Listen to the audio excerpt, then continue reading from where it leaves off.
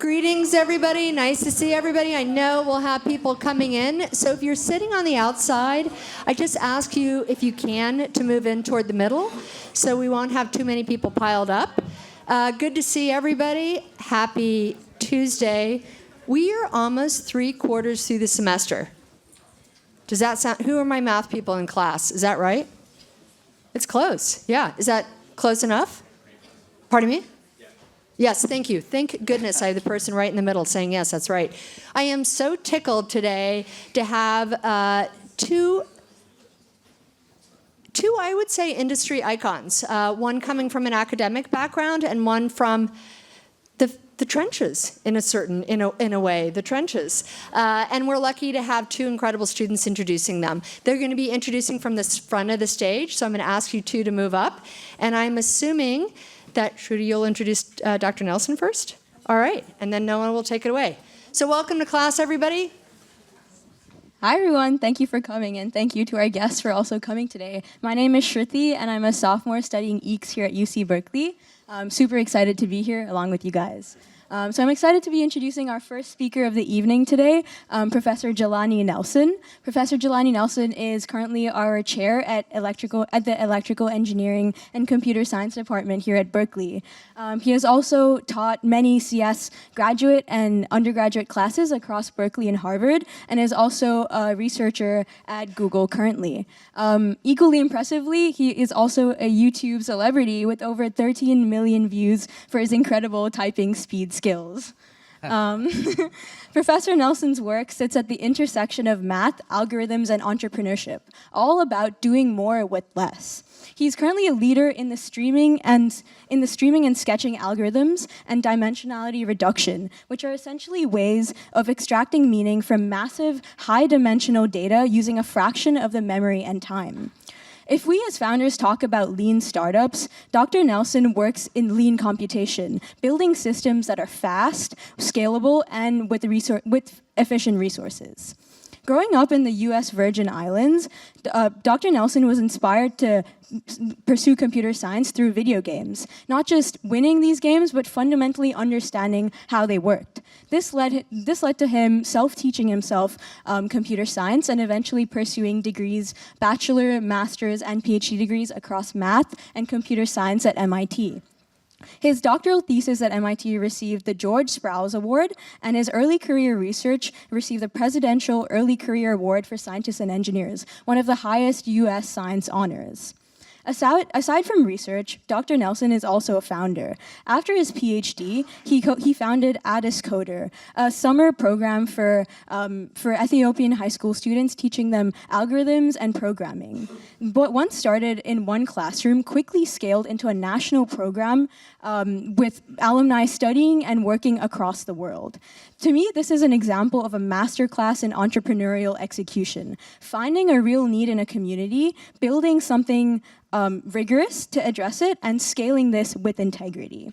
As future entrepreneurs, it seems like all of us are chasing the idea of innovation as something separate, maybe a product, a moment, or a spark. But to me, Dr. Nelson's career shows that innovation can also be seen as a mindset where we see limits not as boundaries, but as blueprints to build things for a community with lasting impact. With that, I hope you'll welcome me to introduce Dr. Nelson and all of his insights. And I'm sure if this speech went over 2 minutes, he could have typed this intro faster for me for you to read.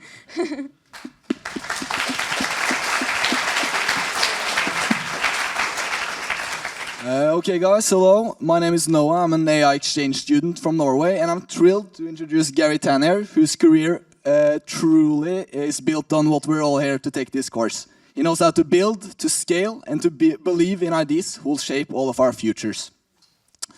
When I was young, my grandfather taught me about fishing. And to catch fish, you can learn a lot about fishermen, other entrepreneurs. But to truly catch the best one, you have to know how the fish thinks. All of us future entrepreneurs, we're fishermen, trying to catch fish, which in this case is investors. And I'm so lucky to have both a fish and a fisherman with me here today. A motto I live by, which Garry said, is at every job you either learn or earn. Both is best, either is fine, if neither, quit. And his career truly resembles that. He started at Microsoft, building early Windows tools, before he became employee number 10 at Palantir, and even built the logo. He then founded Posteriors, who were actually backed by YC, a completely revolutionizing blogging site, which made you just send an email and then your blog was up. It got millions of users before being acquired by Twitter for 20 million. Okay. Then he founded Initialize Capital. Also, you joined YC as a mentor as well. Yeah. Founded Initialize Capital, who now has funded companies with a market value over $200 billion. He founded this sequel of Posteriors called Post Heaven because people were mad that their blog posts were gone. So here the blog posts will never be gone. And then he joined Y Combinator as the CEO. Truly all-around, what do you call it? Like a full circle moment, yes. In the first lecture, YC was introduced as something everybody knew. And I thought that was a little weird because I feel like I have like okay knowledge about things. I quickly realized that I was the weird one. Now I can't even take out my AirPods without seeing YC, and I don't hate it. I like it. It's really inspiring and cool stories that come out of YC. And with Garry at the wheel now, it's going better than ever. They are pushing entrepreneurs to be fast, to be focused, and to take risks. And Garry also said that to predict the future, you have to build it yourself. And that's what he's doing right now with his perfect CS career.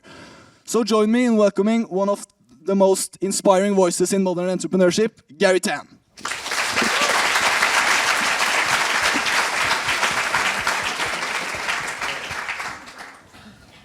So, shall we get started? Yeah. All right. That's a lot. You all better be really good. High expectations. So I have some questions ready, and then we'll also go to the audience. First, I just want to correct the record. I cannot credibly accept being called an industry titan. I'm an industry lightweight. I mean, my strength is in research and academics. Okay, but Research and academic titan. I don't know. But thank you for the overly generous intro. So I was looking at the timeline they had up there a slide ago, and it didn't show it, but prior to college, you were already in the Bay Area. You grew up in Fremont, right? You went to high school in Fremont. And you told us that you took a programming class here at UC Berkeley. Oh yeah, I was a Berkeley student, You were a Berkeley student. in 1999, part of the high school Berkeley program. And so yeah, I learned how to program. My first computer science courses were right down the street. So CS3S. Sorry about the Stanford thing, but you know. Tell us a little more about the young Garry Tan. Were there also some signs of entrepreneurial spirit when you were in high school? I mean, I think just growing up in the Bay Area gave me that sense. I mean, this is like Steve Jobs built Apple down the street. Don't tell anyone, but I feel like I actually was like kind of a Windows guy growing up. So it's like between Steve Jobs and Bill Gates, it's like, oh, those are the people that I wanted to be. Like I read his biography, Bill Gates' biography very early, and I guess tech being here taught me that was something that I could actually participate in. It's like, this is something that everyone in the world uses, but then where was it built? And it was being built, like, I grew up in Fremont. I took BART up here to, take my first Berkeley classes. And I think it was like being here that taught me, like, tech is actually something that I should pay attention to. And so I learned how to make web pages when I was 13, 14 years old. And my parents lived, child of Chinese immigrants, sometimes food insecure, and we realized, from a young age, I realized like, oh, well, I could get a job. So I like cold called the Yellow Pages in the internet section. The Yellow Pages were this book that had phone numbers in it before the internet really even existed. And I got a job, and that's like my parents still live in that. I'm helping them remodel that house today. So. To me, it's like, I think it's like it's such a weird experience to me today to be, working in tech. Tech gave me a lot of prosperity. I think tech brings a lot of prosperity to the Bay Area. And then Jelani and I actually got to know each other more so in like thinking about, I don't know, like politics and society on the internet. And I guess like I'm hoping that not only are we here to make businesses, make change, and to like push forward technology, but like how do we actually turn that into things that like create prosperity for the people around us? And so, I mean, that is what tech did for me, and then I think that that's sort of a frame for everything that we should try to do in tech. I want to follow up on something you just said. You said that there was food scarcity at home growing up. I mean, implying that you were not from a wealthy family, right? That reminds me. Before here, I was at Harvard. From 2013 to 19, I was at Harvard. And May 2017, the commencement speaker was Mark Zuckerberg. And I was there. I was there in the audience. It was raining, pouring rain on me, I remember. And I was listening to Mark giving his commencement speech. And I actually wrote down something he said, which touches on something you just said. He said, we have a level of wealth inequality that hurts everyone. When you don't have the freedom to take your idea and turn it into a historic enterprise, we all lose. Right now, today, our society is way over-indexed on rewarding people when they're successful, and we don't do nearly enough to make sure that everyone can take lots of different shots. I know too many people who haven't had the chance to pursue their dreams because they didn't have a cushion to fall back on if they failed. And he mentioned that he probably wouldn't have started Facebook if he wasn't from an upper middle class family, his parents being doctors and whatnot. I know at YC you have your summer grant program. Here at Berkeley, we have the Skydeck has the scholarship to make it easier for low-income students to get into startups. Do you think more needs to happen to support creating more founders who don't have that cushion, not from wealthy families? Yeah, I mean, I think we spend a lot of time at YC. I mean, we get attacked a lot about like the application process. We're definitely not perfect. On the other hand, like I think that we are trying to make it something that resembles. I mean, we're trying to find like basically merit in it. Like we're trying to find things that are predictive.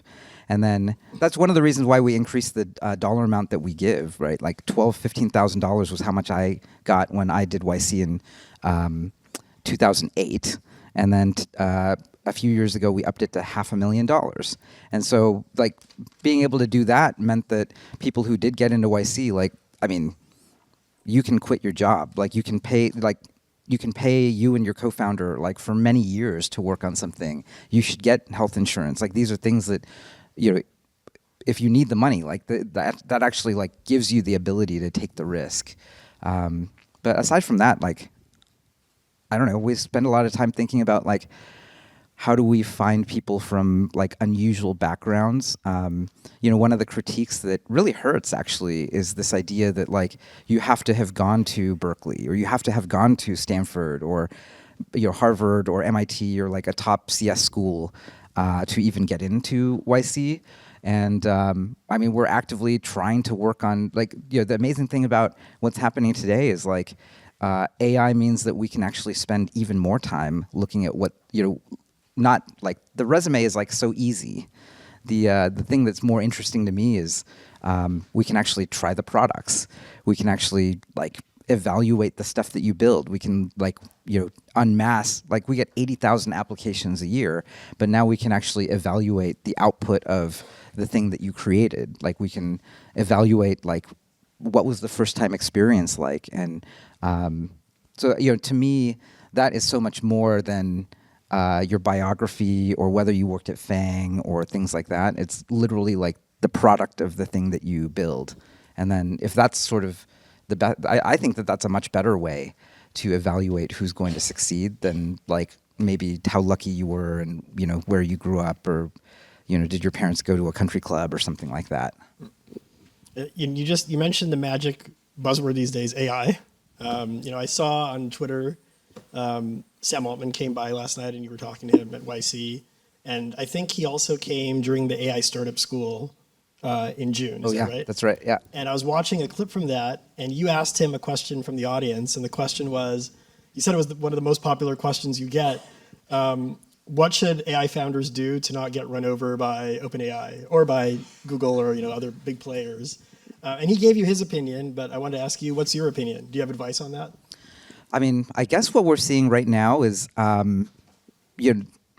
okay, so all bets are off if you have sort of infinitely intelligent agents that are super intelligent, that can sort of do all integrations and like, just what I'm deeply hopeful for actually is that we might be on a pretty good path. Like the worry for AI, I think, is if it happens too quickly. If it happens so quickly that like en masse, like there's job loss or societal instability, I think that would be quite bad. And then there are a bunch of interesting things that I think we live in as of today that are probably good news for all of us, which is, the scaling laws are holding, but they are log linear. So for every 10x, you get, it requires just more and more compute and more data. And so it's not going to like sort of take off as an exponential. It's sort of going to slow down from here. And that's actually good news. The more surprising thing that we find that is actually the real opportunity for founders and people in this room is that every organization in the world is so slow and has so much organizational inertia that like this is the way we always did it will slow everything down by like massive amounts. And like I think one of the weirder things to realize that is somewhat important to realize is, and it's hard to see from where you're sitting right now, but what founders end up seeing all the time is that efficient market theory is wrong.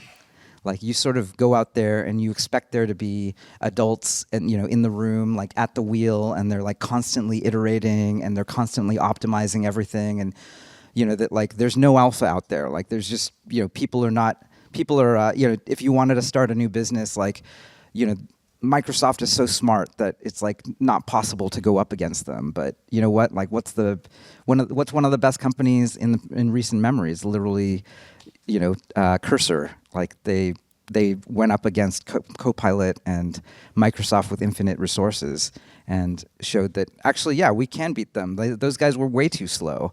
There are like so many weird examples out there of things that are very, very inefficient and wrong. Like we funded this robotics company called Formic, and it was like by this guy who used to run VC for Baidu in robotics. And he just sort of went out and just got sick of funding companies that were losing so much money just doing R&D that he went out and said, I'm going to do a robotics company, but with no R&D. We're just going to do pure system integration for manufacturers. And then he went out there and realized, actually, the majority of factories in the United States and in the Western world should be using basic pick and place, basic, like not, no slam, no intelligence, just like straight up normal robotics. And the net IRR on this activity is north of 100% year on year. Like it pays for itself and then some by a lot. And so this is like the most obvious thing you should be doing in the world, and yet nobody does it. And so, I think like to, sort of return to the lesson for everyone here, it's like efficient market theory doesn't exist. And there are just things out there that are slow, wasteful, wrong, dirty, dangerous, like all kinds of things that are just broken about society. And then, you can't just go out and do the thing that you saw on Instagram. Like you can't just go out and, or like, the funny thing like 10 years ago was people just wanting to make Instagram. They're like, Instagram already exists, but I want to make like the 10th or the 15th or the 200th, right? And nobody tries that anymore, thankfully. But like, you just can't go and do the thing that everyone else is doing. You actually have to, sort of go out and figure out like things that are sort of like lying in plain sight. And that's actually somewhat hard. Actually, I want to follow up on something you just toward the end of your response there. You said people were trying to make clones of Instagram, the 100th version, and so forth.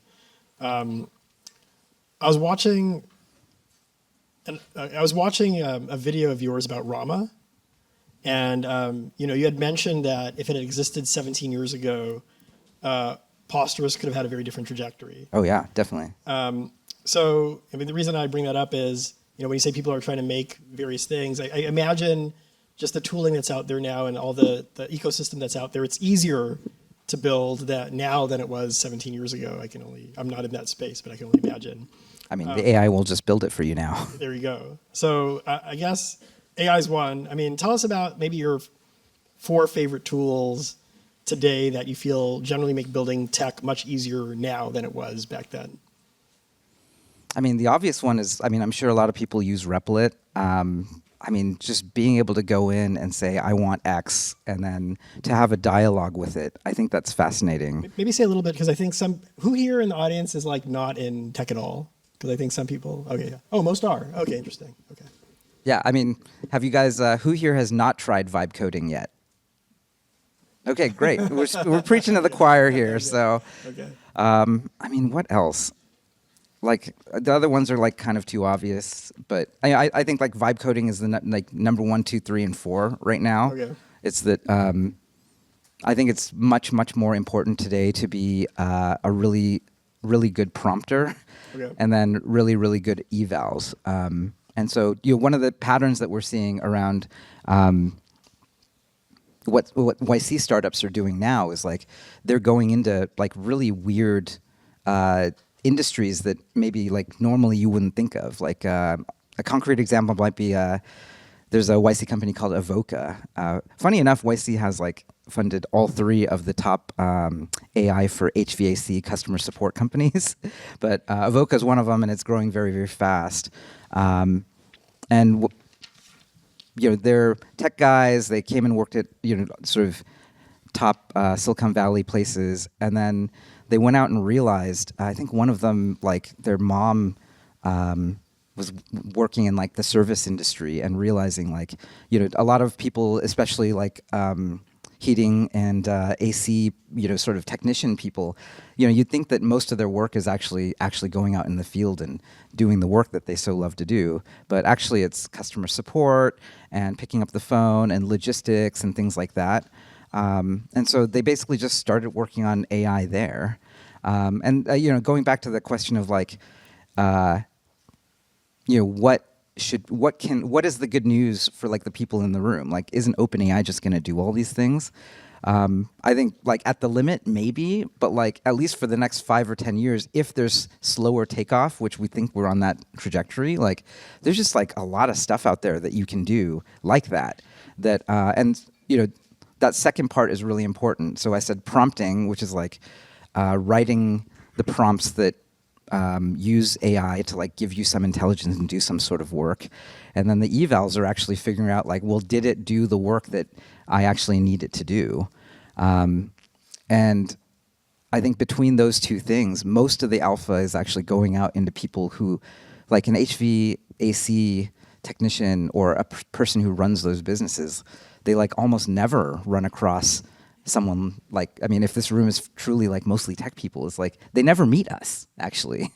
And so there are all of these other places out there in the world that software has not touched yet, Yeah. and then let alone like intelligence. And then the other weird good news is that like, I think software has been like the revolution for going on like many decades at this point. And then now there's this weird expansion thing where ServiceTitan's the big HVAC software provider. It's like kind of like Salesforce. It's like a CRM and system of record for this very sort of stodgy industry. But they only get 1% of the overall revenue of HVAC as an industry. Yeah. And then they typically spend like 5 or 6% on customer support. So, I'm just curious, like why HVAC? I mean, what you described is something I've heard in other industries. My wife is a medical doctor. Doctors talk about the same thing where, they want to see patients, but they spend a lot of time on paperwork, which is what you said about HVAC. yeah. So do you know, like, why is this company focused on customer support for HVAC as opposed to some broader? Yeah. I think it's mainly distribution, right? You'd think at the limit, like there's going to be a Salesforce-like thing, and maybe that's true, but even Salesforce had to start someplace, even Amazon for started consumer with books. ideas. Yeah. Right. Amazon started with books. Yeah, that's right. Everyone sort of starts with one thing, and then when you're early and you only have like 10 or 20 people, you're spending all this time trying to get your first customer, then your next one, and your next one. It's like 10 or 100 times easier to get the competitor to the person who you just saved like $50,000 a year for. And so I think verticals eventually become horizontals. But I think this is happening literally everywhere. It's just happening first with customer support and voice in verticals. But this is just one of like a billion different examples of things where literally you can just like zap the rocks can talk, and you just zap them more, and they can think, and they can do like useful knowledge work now. So what a really weird time to be alive, actually. Let me pivot a little and ask you something else. I was watching a video of yours, and you said, I think you might have been quoting Peter Thiel. You said a major key in VC is to be both contrarian and right. And part of that is having some secret knowledge. What do you believe that nobody else believes about the market right now, which you think is right? Oh man, that's a good question. I mean, that changes so much. I guess at YC we're sort of basically you either believe that the scaling laws hold and that's all you need, and then you just need to build bigger and bigger clusters, and you need more and more data, and then AGI will happen. And then I'm sort of interested in what the ARC AGI Prize is doing, and sort of what Francois Chollet and Mike Knoop are doing. What is that? What is going on there? So they have they're actually trying to create a new architecture, they're trying to encourage people to do new types of architectures. The ARC AGI Prize is a very specific prize that LLMs are actually kind of bad at. It's a lot of spatial reasoning. It's a lot of visual spatial logic.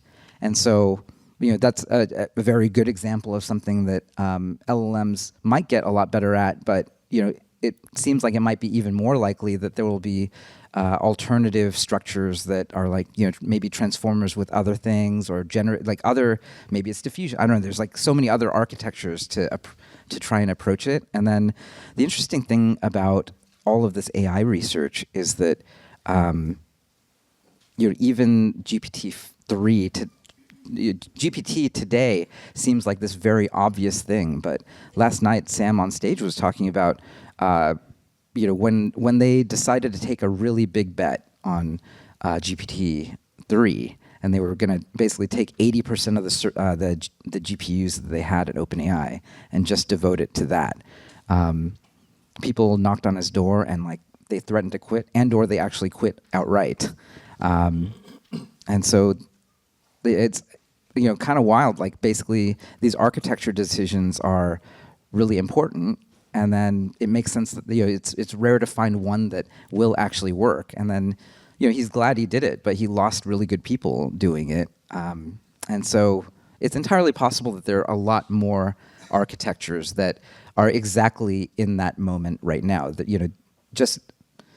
it's sort of mind-boggling to me that like superintelligence, the superintelligence team at Meta today is they're just devoting untold tens of billions of dollars towards like this one architecture, and yet there might be the thing that I believe that we think like might be true is there are probably other architectures that are just sort of hidden out there that maybe someone in this room is working on something that could work, and what you need to do is take 80% of your GPU. You need to find someone who's going to give you $10 million worth of compute, or $5 million worth of compute.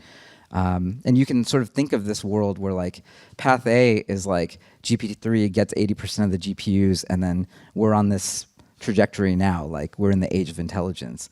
But there are many other branching paths where like consensus thinking won out. Like one of the reasons why OpenAI was able to do what it did was that credit to Sam and the people who were in the leadership of OpenAI at that time, Greg Brockman and Ilya Sutskever and all these legends. They said, we're going to take a bet on this. And some of the concrete weird things about history now is that like, this probably could have happened or would have eventually happened at DeepMind at the point at which someone who believed that thing about transformers and GPT and language could get bureaucratically enough GPUs to do what they did at that moment at OpenAI. It was going to happen, but it would have happened 5 years, 10 years, or 15 years later. And so, you sort of have to believe something that... I'm starting to work on this theory that I think when I look back on all the times in my career where I was like really afraid, or I felt like really, really strong emotions, like those were some of the things that were like the most right. And I needed to actually, instead of like reflexively recoil from like the fear I felt or the danger in my body that I felt, I had to say, you know what, like, I'm not just going to stop doing it. Like the default when you get like scared like that is just like, I can't do it, I'm not doing it. The more brave but like necessary thing sometimes is to say, well, hey, this danger is like, it's data, it's information, like something really important in this decision is here. I mean, it might be totally stupid, but it might be really, really right. And what if it is really right? And you know, I think that sort of comes up for founders absolutely all of the time. And you know, instead of listening to the fear, I mean, I'm in the middle of the fall batch right now. I'm doing a lot of office hours with. I've funded about 25 companies, so I have office hours on the brain. I have you know, sort of 10 different conversations I had with different founders, and one of them that really stands out to me is like we have this thing at YC called pivot hell. It's when founders cannot commit to a particular idea. I mean, you don't have to commit to the idea forever or even a year. You just have to commit long enough that you will make a product, like, you know, vibe code something in Replit if you need to, and then show it to a user, and then see, like, is this even something that someone wants, right? And some people get so driven by this feeling of fear, like that the fear that Sam Altman felt when you know, 20 researchers were knocking on his door saying they're going to quit over losing their GPU access for that week. You know, he could have just said, you know what, forget it, and we're on that other timeline. And I feel like that's also the experience that a founder faces when they're picking an idea or picking a user or deciding that they're even going to work on that project. And so, you know, it's sort of the same thing, like maybe on different scales, you know, but ultimately, like, it's the same thing over and over again. You started off talking about how close AGI might be. You know, maybe I think it was last night or this morning, one of my AI faculty colleagues, who's, you know, a giant in the field. I'm not an AI person myself. I dabble a little bit. I'm really an algorithms person. But he, you know, sent to the mailing list of all the faculty this video of Andrej Karpathy. Maybe you've seen there was a podcast recently. 10 years. 10 years, yeah. Is that something you've heard others say in your circles? Or? Yeah, definitely. Okay. I mean, the reality is like nobody really knows, and unless you're literally in the labs and like looking at the loss curves and the experiments, like you know, those people know, and then some of those people say sooner. I think Karpathy probably knows all those people too, so 10 years sounds about as good as any. I mean, right. That's a long enough time that like there's still a lot of amazing work to be done. Yeah. I mean, and of course, also there are some maybe deeper skeptics, like people like Jan LeCun. I don't know if you've been following, but. Yeah, I mean, but I think Jan would agree with this idea that Arc AGI prize and/or like new architectures are sort of necessary. I mean, if anything, Jelani, I think we might need some of your algorithms magic in. You know, it's not a scale is all you need. Like we actually need new approaches that maybe meld algorithms with, you know, with transforms with other architectures. Speaking of new approaches, that leads into another question I have prepared. So, you know, as department chair, part of my job is, you know, administrative and thinking about the budget of EECS as a department and making sure that we're able to continue thriving. And, you know, a big thing that we do in the department is research, right? Our faculty run research groups. And traditionally, research has been funded by a combination of federal research grants and industry gifts. Lately, I've started to see VCs stepping in. So, you know, some of our labs and students are getting funded by Laud, Lightspeed, Sequoia, A16Z, Mayfield. So things are changing, and here's my question to you. Do you have thoughts on more things we can do to disrupt the ways we have traditionally been funding research in academia? I mean, I sort of assume it's always about compute, and then you know, there's definitely this the set of people we hang out with. Like, I mean, the founders of PR Arctic Labs, for instance, you know, Liam Fettis left. I think he was head of post training for GPT, and then you know, he's off to the races trying to create a co-scientist in material science. So there's sort of this idea that you need to take things that are out of distribution, like, you know, sort of cutting edge research, and then put them into distribution and open source models, and then the really far out, like take that idea and multiply it by several orders of magnitude, is that if you think of all of human knowledge out there as like sort of this, there's this sort of like visualization of a sphere of like all the researchers in the world are just like trying to push out the sphere of human knowledge, but any given research lab or researcher is just like a pinprick, and it's just like you get to you work your entire life for 10 years or 15 years, and then you like poke one out, and then that's like your contribution. I think that there's some sense that it's possible that if compute and co-scientists become much more important, and that the large language models or AI of any sort ends up becoming not just I think you could argue that AGI is here. It's like 130-ish IQ fairly consistently. Like it can't do, maybe it can, with some coaxing, do IMO gold. So there is this sense that the scaling laws are continuing to hold.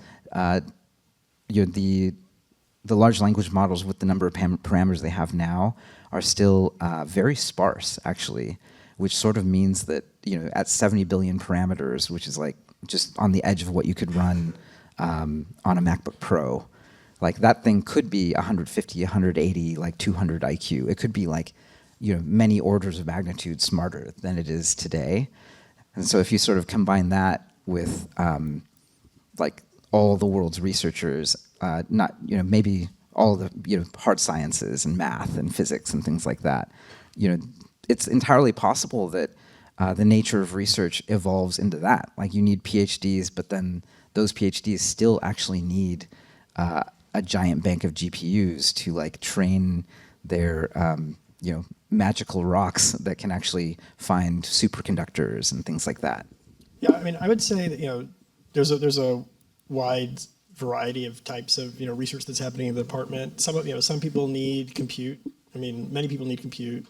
We have people on the EE side who are more hardware and need equipment, but we also have just like human capital, right? Like PhD students get salaries and there are other fees that have to be paid.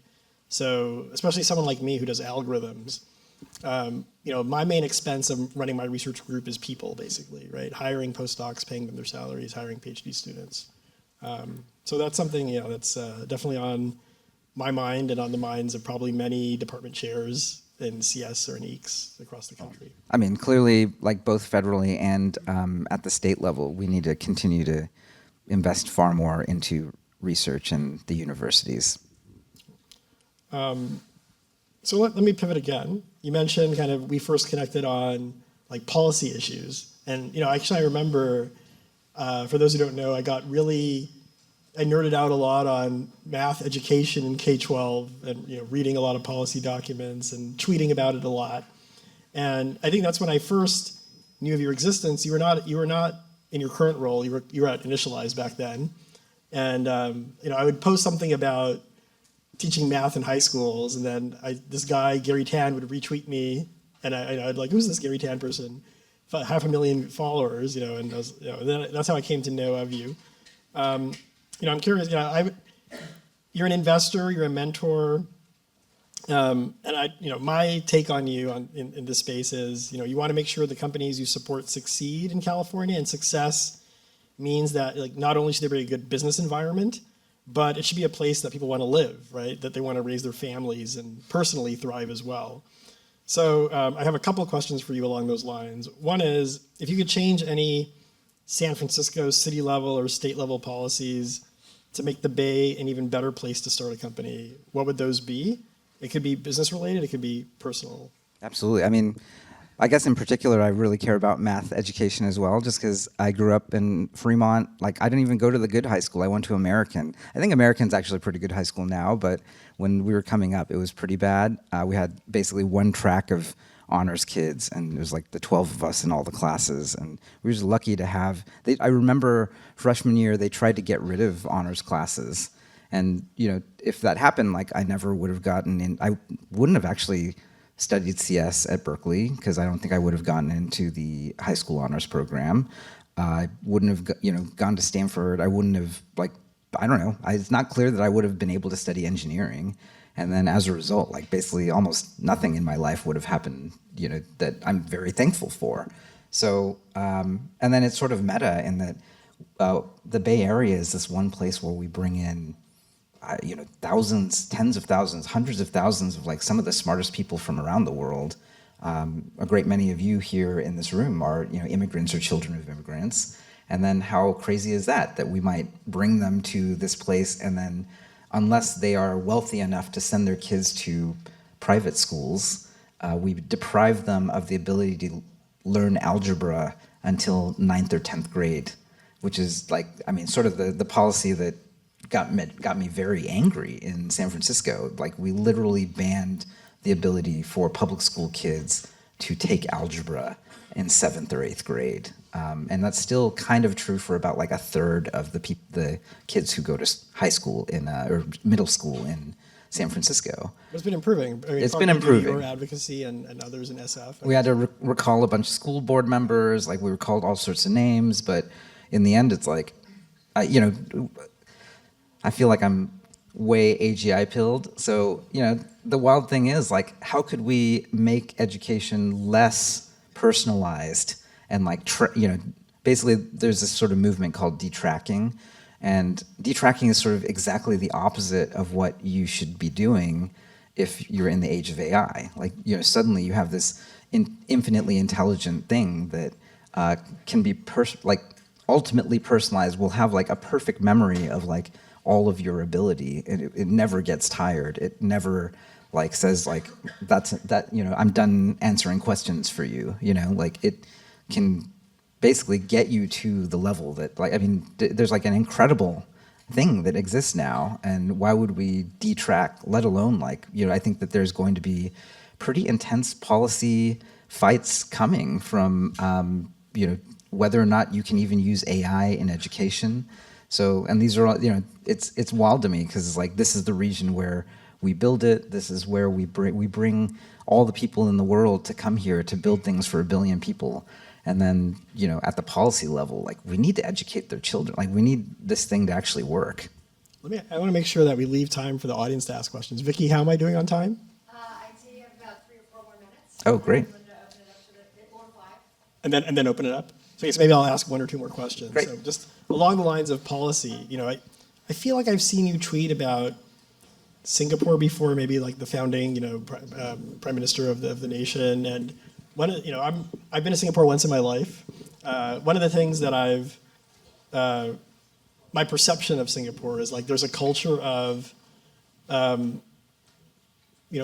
meritocracy and leadership, and that the people who assume leadership roles in the country are kind of the smartest people. And that's not the culture I see in the US. Like, when I think of my smartest friends going to college at MIT or going to grad school, a lot of them go into finance, or go into founding companies, or go into tech and so forth. I guess, do you have, then my follow-up question to that is, do you have any feeling that maybe, you're obviously a very smart guy, you're good at business, entrepreneurship. Do you ever think that you might go into like policy-related stuff in government, or friends of yours? Yeah, I think public service is truly service. And then the wild pattern that I've spotted in certainly California in particular, and San Francisco at an extreme, is that you have people sometimes who are well-meaning, sometimes like quite focused on helping certain nonprofits, certain causes, like basically helping their friends to more funding. And when you really look at whether it's actually serving the people, it's not. And so I certainly think that a lot more people should consider public service. And then, the hope is that actually, like, that's a great thing to do after you sell your startup, actually. And then for me, like, my wife says that she'll divorce me if I run for office. So I like to stay married. So maybe not in the cards for me. Okay. So, I think there are a lot of you, and there's one of me, so I want to make sure everyone has an opportunity to get involved and interact. So maybe we can open it up now for questions. If by chance no one has a question, which I don't think I'll Yeah. have. So I just asked you all to introduce yourself, so Garry and Jelani know who you are, and go ahead. Oh, I have a question before opening it up. Great. What do you think is the most invaluable skill, like college-age students should learn, like today, in the age of AI?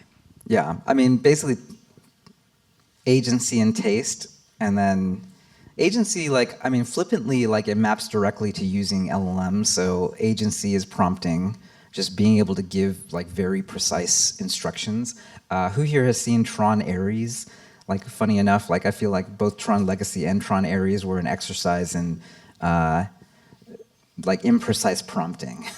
You sort of needed to be, you know, the whole core of those movies, the problem of that movie was that people were imprecise about their prompts, and then there's like paperclip maximization happening. So being really, like, I think it also extends to just like, I think that being a founder is the most fun thing. It's not necessarily for everyone, but like, if that's something you want to do, like, basically roll up your sleeves and you know, be a systems thinker, ask a lot of questions, ask, you know, who are the stakeholders and what are their motivations, like, be interested. I mean, I think that's where being a polymath can be really helpful. Like, I think it's great that people here are technical, and then one of the patterns we definitely spot in the absolute best founders is like, they're very, very spiky and technical, but then some people are like incredible communicators, they're very well read, like, they are great, they're a great conversationalist, they ask great questions, they think about systems and try to understand what other people, you know, what makes other people tick. And all of those things are actually really fundamental to, like, you know, when you first get into YC, you get a t-shirt, it says, make something people want. And make something, you know, the technical aspect, I think, is very tickled by this idea of like being an engineer and being able to make something. And then the people want is actually like the humanities, which is kind of interesting. Why don't we go here and then down there? I'm here. I have the. So, hi Gary. Thank you for inspiring us today. I am Victor, an exchange student here in SCET and CEO of a startup using AI to provide cancer diagnosis. And as I want to apply to Winter 26 batch, which are the questions I'm facing in the interview? And do you have one key piece of advice? What are the questions that you'll face in the interview? Yeah. Yeah. I mean, I feel like there are even like AI like practice things that exist now. So, I mean, what's funny is it's the number one thing I like to ask is like, what, you know, I want to understand what it is and who it's for. And then the third thing that, you know, could be a lot of different answers is like, why is it excellent? Or why is this the best? Like, why are you going to win? And it's kind of funny because that's like in the 10-minute interview. And then it's sort of like, we actually do this thing at YC called group office hours, where we meet as a group, and it's sort of like Alcoholics Anonymous, but for founders. It's like a, you know, but we actually often make people repeat like their 2-sentence pitch. It's like, what is it? And then in the second sentence, like, why is this awesome? Like, why should we have a conversation about this? I mean, you'd be amazed to what degree, like, most startups, like, you know, the 2 sentences, you don't know what that is. It's like something about finance or something about payments or something in medicine, right? But you need to be much more precise. Like, you know, I want to know who it's for and mechanically what it does. And then, you know, the second sentence ideally is like, it could be lots of different things. Like, you know, I built this system for OpenAI, so I'm the world expert at building it, and everyone else wants this, right? Or for our first 5 customers, we made them $50,000 a month. You know, I mean, they're like just tangible, like real, like the worst thing out there, which is very strange to me, is when you meet people and it's like all buzzwords and it's like, oh, we're real time, and you know, we use LLM. I mean, it's just so much like, you know, sort of startups by Mad Libs. Whereas, like, actually making sense, understanding what it is and why it's awesome or excellent or interesting to the people around us is like, that's just like 1, 2. That's it. That's all you need. Have you ever asked, are you a platform or a network? I know, right? See, that's like a Series A, like, VC question. It's like, that stuff doesn't matter, honestly. Jelani, I actually should have asked you if you wanted to Oh yeah, that's yeah. If I want to What do you think? Yeah. about that question? Yeah, I mean, when people must pitch you and like ask you for advice for their startups, like how do they? Well, I'm not in that world. I mean, I guess people pitch me on research projects. Great, yeah. not on companies, because I mean, I'm a researcher. I'm a theoretical computer science researcher. I think I'm the kind of person that puts a lot of weight on motivation. I think theoretical computer science is the intersection of mathematics and computer science, and it's easy to find mathematical curiosities that sound interesting, but then when you ask them why it's important, sometimes people can't give a really convincing answer, and then no matter how interesting the math sounds, I'm just turned off. So It's not something people want. yeah, it has to be something people want. That's right. Okay, so my name is Isabela Paz. I'm right here. I study computer science, and I want to ask you like a kind of follow-up. And when you review YC applications or co-founders in general, not necessarily for like YC, what are the essential characteristics you look for in a co-founding team? And also, are there like clear red flags or common pitfalls that you immediately make you cautious about an applicant or their application or founding team? Yeah. It's a great question. I mean, I think the most obvious is like, we like technical co-founders.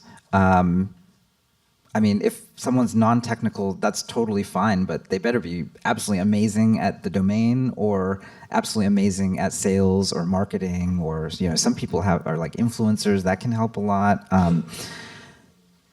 I think like, it's a little bit of a flag when people don't know each other that long. That can be overcome if the demo's really good, or in the short time you've been, if someone just met 3 months ago, like that can sort of be overlooked if you look at the demo and it's like, oh yeah, like this person worked on this component, this other person sold it to 50 people. If there's like a thing that's going really well in the teamwork and the partnership, like that can overcome like people who don't know each other well.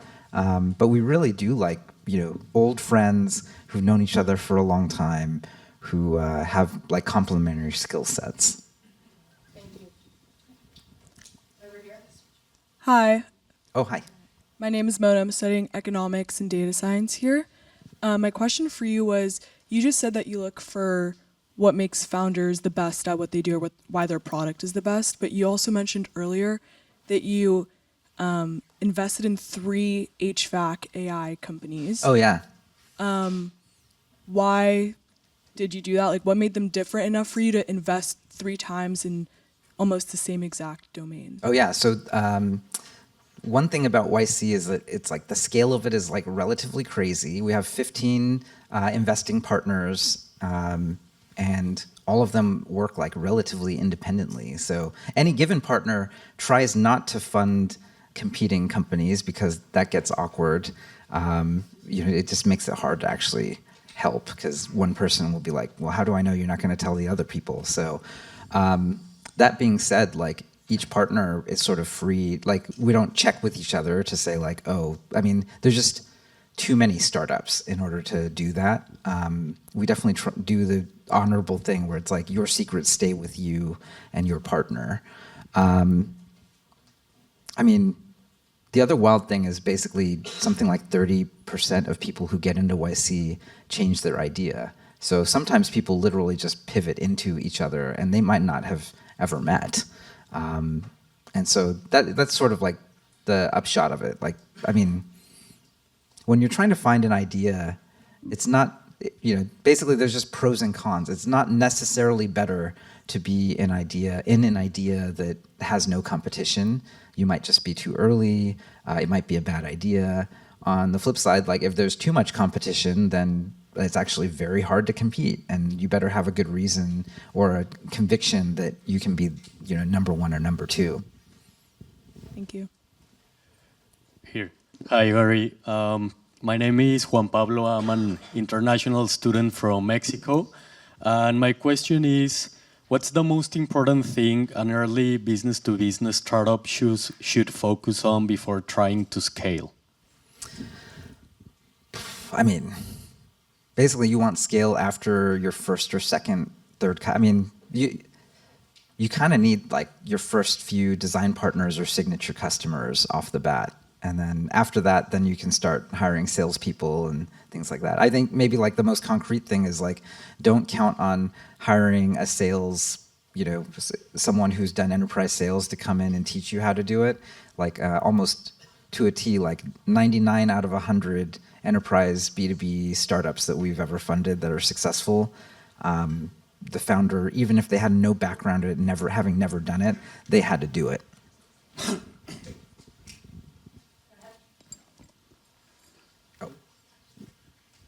Hi, my name is Nikita. I'm a sophomore studying neuroscience and public policy.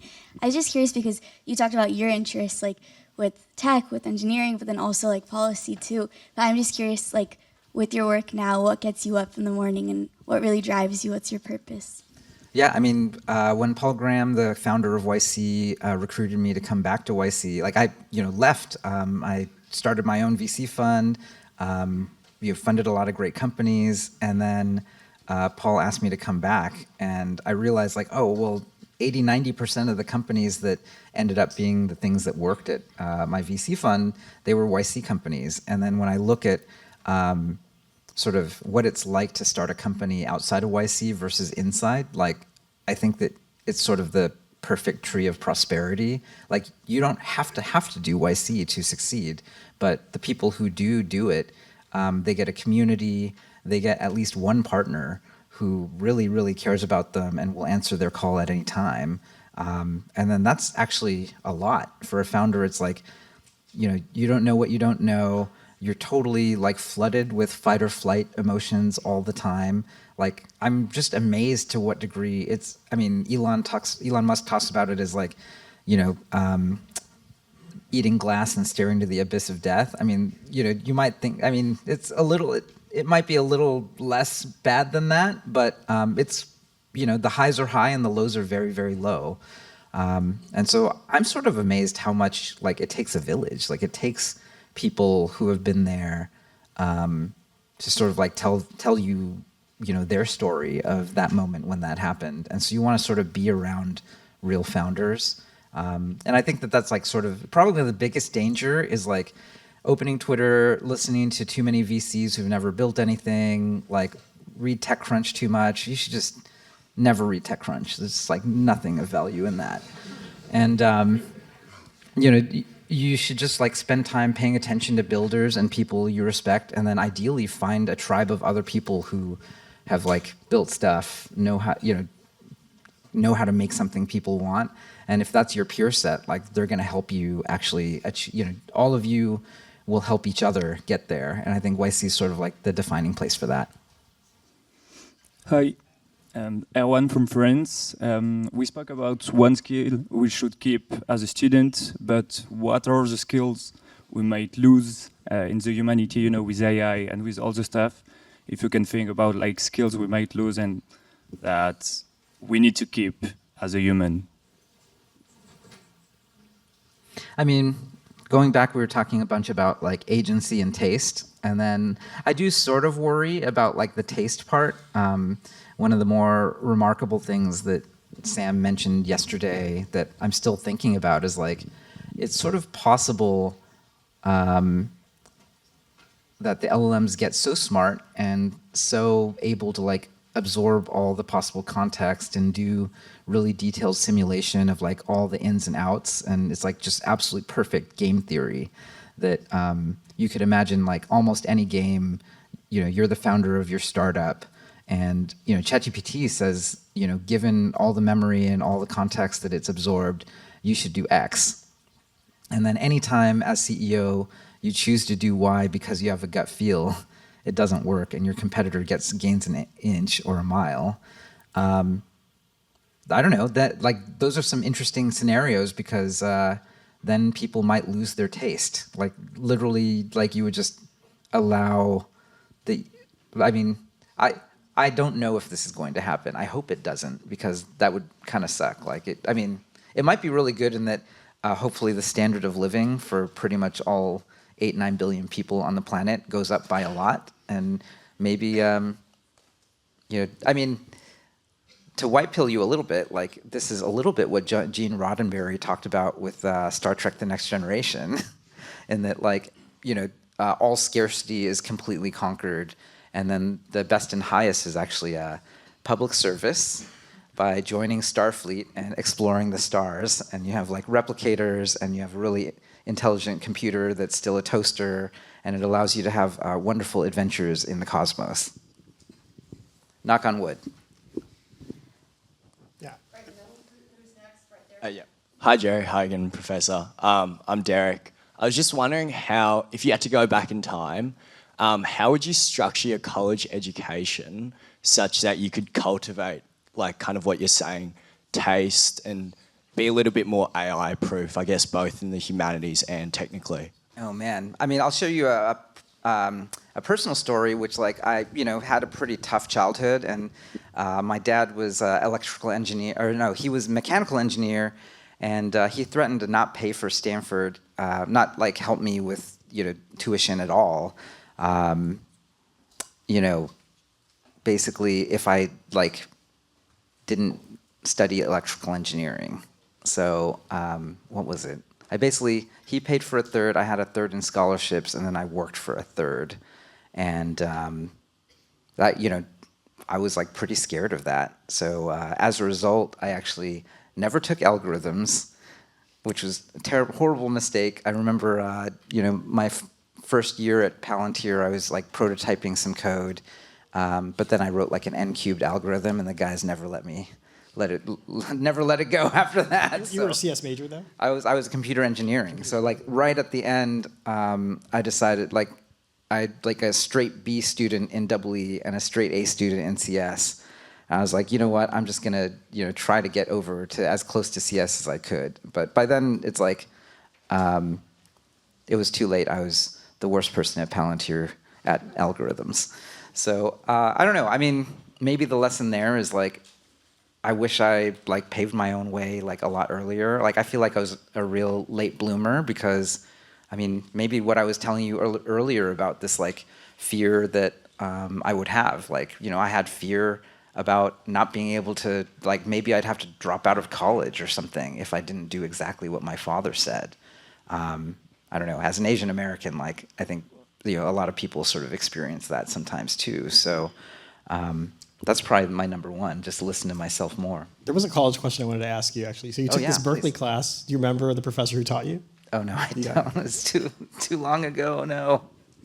I should have known. Hi. Yes. Sorry. Hi. Thank you. Yeah, I'm here. First of all, thank you so much for your lecture. Lots of valuable insights. My name is Alessia. I'm currently doing Masters in Entrepreneurship and Technology. And my question is, what lessons from your own startup journey have influenced the way that you lead YC today? Oh, yeah, that's a great question. I mean, in full transparency, I failed at my startup. I mean, probably because of my upbringing, and I was just very conflict averse. So my family system was almost entirely like, my father's way or the highway. And so as a result, the way I approached conflict was very predicated on like, in order for me to get my way in our family system, I would have to throw a fit. And then, as I grew to be older, like I just didn't really examine any of this. I never saw a therapist. I never, worked with a coach.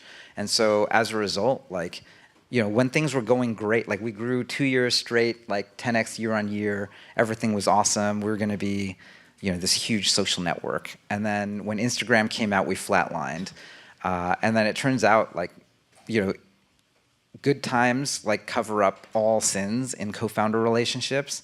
And then right at the moment when I needed to be able to have conflict, when I needed to be able to say like, hey, we should do this, not that, like, I just froze, right? Like I even misinterpreted a bunch of advice that we give to founders. One of the pieces of advice is you need to have a good relationship with your co-founder. And I thought that meant that I should just do what my co-founder said, which is exactly the wrong interpretation of that advice. I mean, I know this now. Like, it really great relationships actually allow conflict to exist. Like you don't try to, it was so unsafe and dangerous for me, like I would skip to the end. And so basically it's either self-abandon or like, or be an authoritarian, right? Like it's my way or the highway. And those were like the only two modes. And, there's no way to run a startup. I mean, it only sold for 20 million. We really wanted it. Like we have friends who had as good businesses as we did. And, there was absolutely a path for us. We had, not spent even all of our seed money. We had all of our Series A money in the bank. We had, about 1 million users who possibly could have paid us $5 a month. We could have been very profitable. We were buddies with the Weebly team, which is another YC company that had never raised money, never raised Series A. Those guys ended up making hundreds of millions of dollars, later by selling like a very awesome platform to Square and riding that all the way to IPO. So, in a very direct way, my inability to deal with conflict, like, sort of basically multiplied my outcome by like 1/100th in some sense. So I don't know. I mean, this is where, take the childhood ACE score, and if you score highly, like, and you want to be a founder, like, start doing the work now. I wish I remember going to, when I was at Stanford, like, they just wanted to pump me full of drugs or something. Like, I saw the therapist, and I, shouldn't have settled for that. I could have found therapists who were really going to understand my family situation. And, I spent 8 or 9 years of doing that while I was running Initialized. And my wife actually now says, like, I'm basically a different person. So, for what it's worth, it's like, I feel like I can be 100 times better leader. I was an awful manager. I was an awful co-founder when I was 27, 28 doing YC the first time around. And I was like kind of a bad manager even for like as I was putting together Initialized. And, basically during that through like, basically 7 or 8 years of coaching and therapy, like I feel like I've literally had to learn how to like manage people and like deal with conflict and sit with it and like listen. And I think that's making all the difference. And, I wish I had a time machine. I wish I could like go back to when I was 22 and be able to hold conflict, be able to do all of those things. And the outcome would have been better. And I think that that's actually one of the weirder things about trying to start a startup. Like, you literally have to be the best form of yourself in order to have the impact that you want in your startup.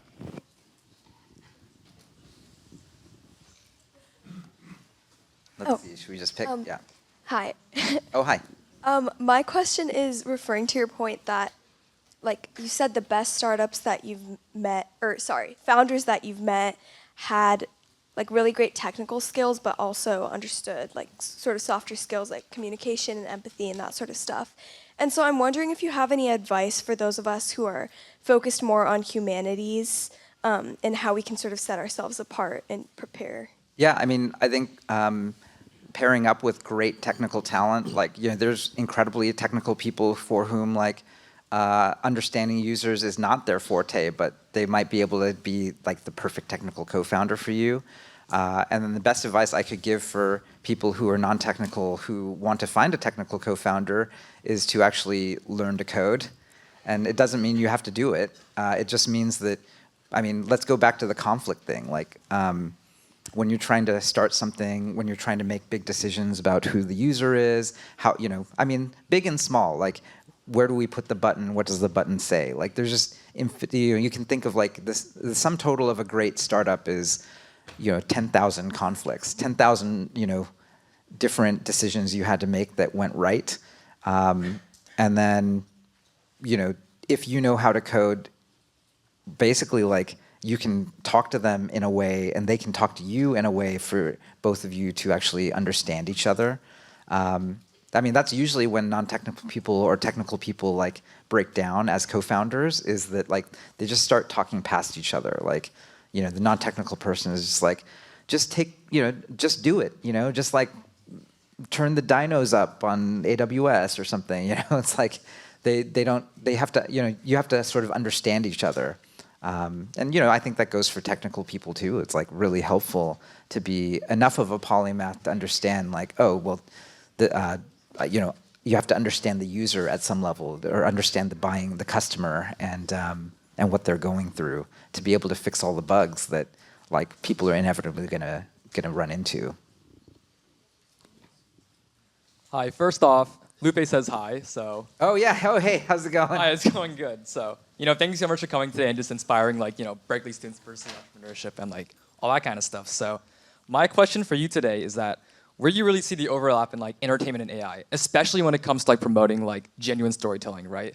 Similar to stories like The Veil, right? Which are really important for education. Oh yeah, great. I mean, I think what you can do with image and video models and music gen, it's it's kind of odd for me to look at the internet and realize a lot of people are sort of treating it, like it's the devil, like AI is terrible and we need to fight this thing. Whereas I think that in the right hands, when you have taste, you can make artistic work or creative work that's 10 or 100 times better than it was before. That might be sacrilegious to some people hearing this, but I genuinely believe that. It's I think people who have a painting background take better photos. I don't know. It's I think that there's a lot of cross-pollination, and then going back to the taste point, I think having taste is even more important, not less. So I don't know. That's my hope anyway. Hello, Gary. I'm here. I'm Jaime. It is very nice to meet you. I'm an international student from Spain. My question is, do you think that are we seeing right now the acceleration of the power of AI? Because when ChatGPT 5 came out and someone said, this is even smarter than me, but ChatGPT 5 was a little bit disappointing. So do you think that this is an insight of the acceleration of the power of AI? Yes, absolutely. I think things are... I don't think it's accelerating. I think it's, if anything, log linear means that it's sort of progressing on a log basis, and then that's a good thing for us. I think it's going to continue to get smarter, and I think your generation is the generation that will actually rewrite all the systems to take advantage of this stuff, and that's not a bad thing. Concretely, there's two different mindsets that people can have about this stuff. One is purely a zero-sum mindset, the job goes away and then that's it, right? And then the abundance mindset is and this is sort of what we're seeing actually in I'll give you an example from customer support. Customer support jobs generally, a lot of them are very bad.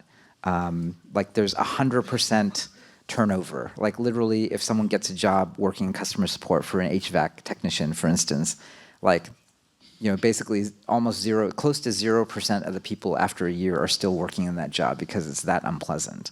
And so, that's a really good example of AI comes and does, takes a whole bunch of bad jobs and turns it into 1/10 of those number of jobs, but makes them good jobs. And those are good, high-paying jobs. Evoca, that's what they're seeing in their customer support queues. They're not laying people off. The retention is so severe that, but then they take sort of the top 10% of the people who are doing these terrible jobs, and then they become basically agent wranglers. And it's actually very empowering. If you study the Toyota production system, which is the reason why Japanese cars got very good in the 80s, they have this concept of Kaizen. It's that they took the workers and they allowed the workers to change their process to make their job to actually get more efficient, but the result was the job was way more fun.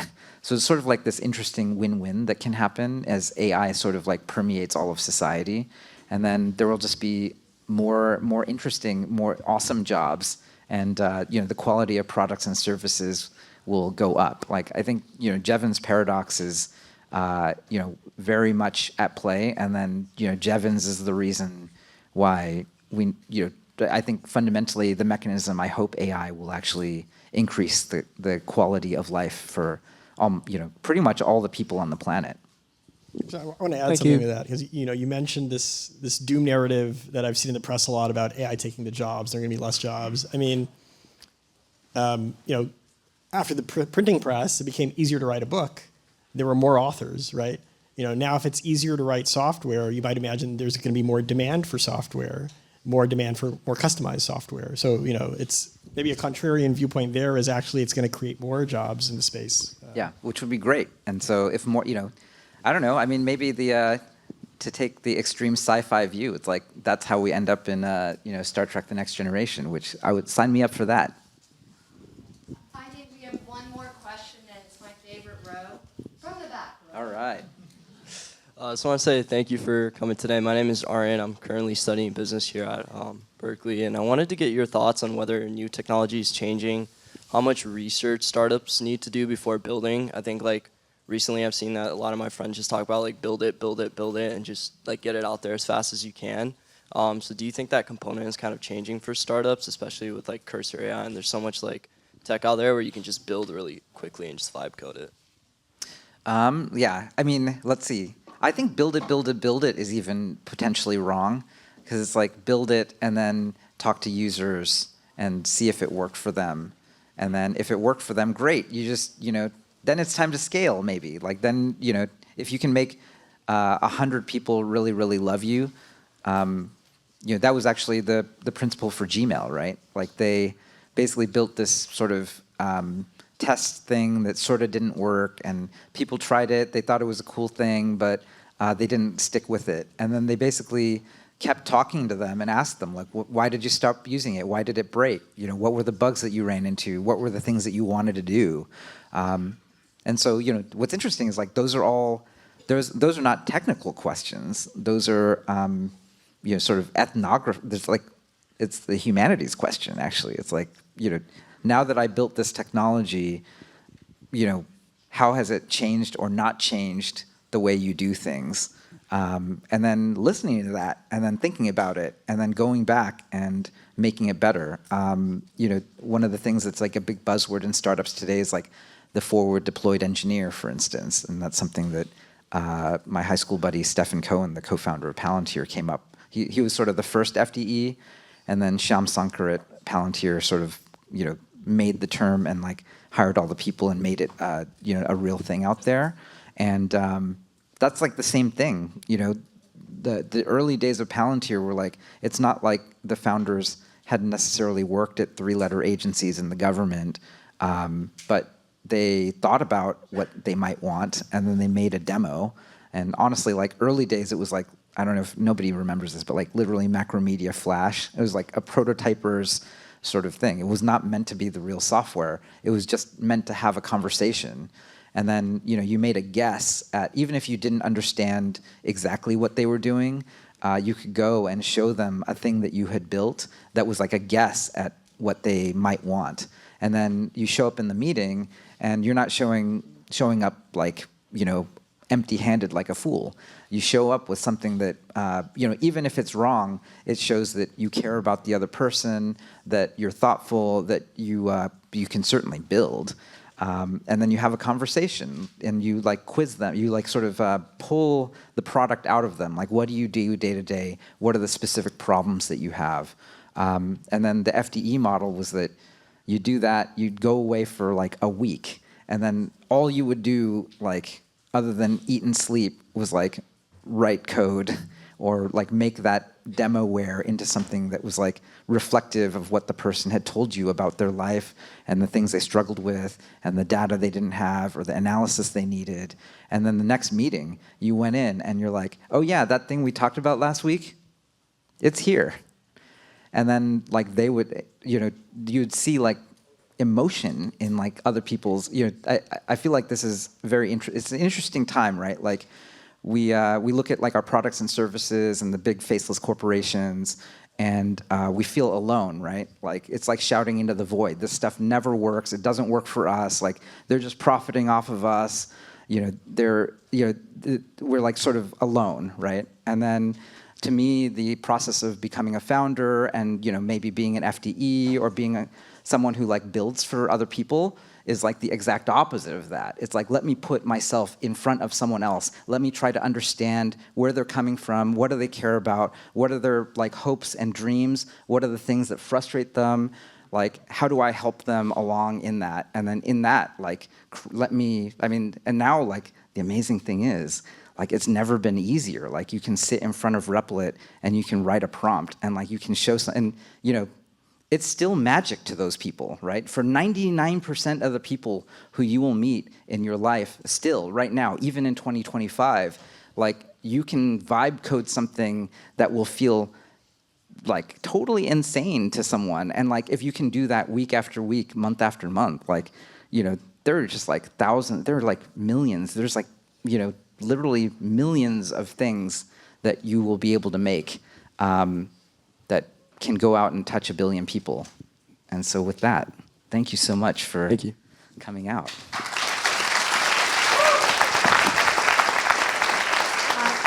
It's not quite 1 billion people, and I have to say I was kidding around with glitter and glue when we met, but you all have really given head and heart. So I just want to thank you one more time, and I'm wondering if you all would be up for taking a picture with the crowd by standing, and I'll take a picture of you this way. And another huge round of applause.